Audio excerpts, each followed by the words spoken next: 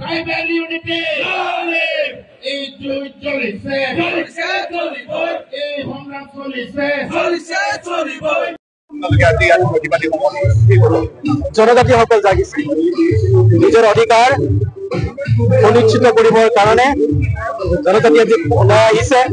আজি সোণাপুৰৰ এই মিনি ষ্টেডিয়ামত লক্ষাধিক জনতাই প্ৰমাণ কৰি দিছে যে জনজাতিসকল এক হৈছে আৰু জনজাতিসকলৰ বিৰুদ্ধে ৰচা যিকোনো ষড়যন্ত্ৰৰ বিৰুদ্ধে এতিয়া ট্ৰাইবেল সংঘ চিচিটোৱা জনজাতীয় ৰাইজ থিয় দিব। মানে ট্ৰাইবেলসকলক জনগোষ্ঠীসমূহকে আজি জনজাতিকৰণ কি আছে কিয়? নিশ্চয় কিছু সুবিধা, ৰাজনৈতিক সুবিধা কাৰণে আন আগবঢ়া জনবহুল জনগোষ্ঠীসকলে পুনৰ জনজাতি হ'বলৈ ইচ্ছা কৰিছে। গতিকে আমি ক'ব খোজো যে জনজাতি হোৱাৰ যিবোৰ আচলতে যোগ্যতা সেইবিলাক তেওঁলোকৰ আছে নে নাই সেইটো চৰকাৰে বিবেচনা কৰিব। তেওঁলোকৰ নৃতাত্ত্বিক যিটো এথন'গ্ৰাফিকেল বৈশিষ্ট্যসমূহ তেওঁলোকৰ আছে নে নাই, আৰ্থসামাজিকভাৱে তেওঁলোকে আগবঢ়া নাই পিছপঢ়া, অসম চৰকাৰে তেওঁলোকে সেইবিলাক চাব লাগিব। কাৰণ আমি বৰ পিছপৰা, আমি জানো আমি ট্ৰাইবেল, আমি পিছপৰা, আমি পশ্চাদপৰত থাকি আছো, এতিয়াও আগবাঢ়িবলৈ চেষ্টা কৰিছোঁ। আগবঢ়াৰ কাৰণে সংবিধানে কিছু সুবিধা দিছে, সেই সুবিধাখিনিকে যেতিয়া কোনোবাই আগবঢ়া এটা গোষ্ঠীয়ে আমাৰ লগত একেলগ হৈ পেলাই ভাগ কৰাৰ কথা চিন্তা কৰিব, আমিতো সেইটোত বহি নাথাকিম। গতিকে আমাৰ আত্মৰক্ষাৰ কাৰণে আমি আজি ওলাই আহিছোঁ। ফাৰ্ডাৰ আজি আন্দোলন আৰম্ভ হৈছে, কেন্দ্ৰীয়ভাৱে গণসমাৱেশ হ'ল, ইয়াৰ পিছত জিলা ভিত্তিক গণসমাৱেশ হ'ব। আমি চৰকাৰক হৰাই থাকিম, সকীয়াই থাকিম, আৰু চৰকাৰ যদি আমাৰ কথা নুশুনে তেতিয়াহ'লে আমাৰ এটাই উপায়, বিধানসভা নিৰ্বাচনত আমি তাত প্ৰত্যুত্তৰ দিম।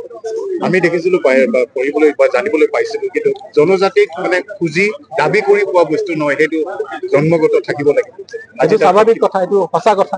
প্ৰকৃতিগতভাৱে এজন জনগোষ্ঠীয় জনজাতিৰ লোক হ'ব লাগিব, আৰু সেইটো হ'ব লাগিলে যিখিনি বৈশিষ্ট্য, সেইখিনি বৈশিষ্ট্য আপোনালোকে সকলোৱে জানে যে আমাৰ নিজা ভাষা সংস্কৃতি আছে, আমি পিছপৰা, আমাৰ ঠাইবোৰ আওহতীয়া ঠাইত, হয়নে, আমি লাজপৰীয়া।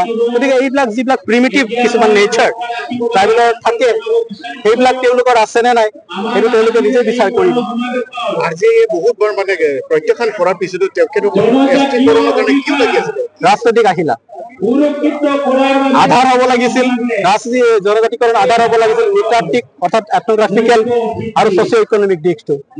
তাৰ পৰিৱৰ্তে RGI 8বাৰ ডিক্লেয়াৰ কৰাৰ পিছতো 2019 চনত পুনৰ ৰাজ্যসভাত টেবল হ'ল। কি হ'ল?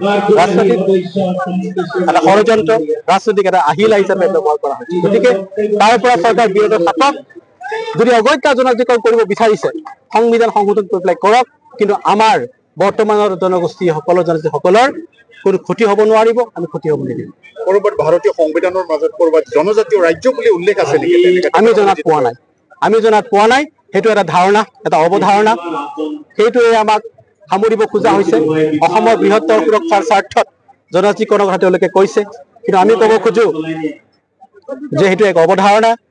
সংবিধানত কোনো জনজাতীয় ৰাজ্য বুলি নাই, জনজাতীয় ঐতিহ্য ৰাজ্য হ'ব পাৰে, আৰু সেইটোৰে আমি এক ইঞ্চু বিগলিত নহওঁ। এইকাৰণেই আমি নিজৰ আত্মৰক্ষা নকৰাকে সামগ্ৰিকতাত বৃহত্তৰ স্বাৰ্থত আমি বিলীন হ'ব নোৱাৰোঁ, আমি নহওঁ। নিজৰ ৰক্ষা কৰিহে আমি সামগ্ৰিকতাত আমি ঠাই ল'ম।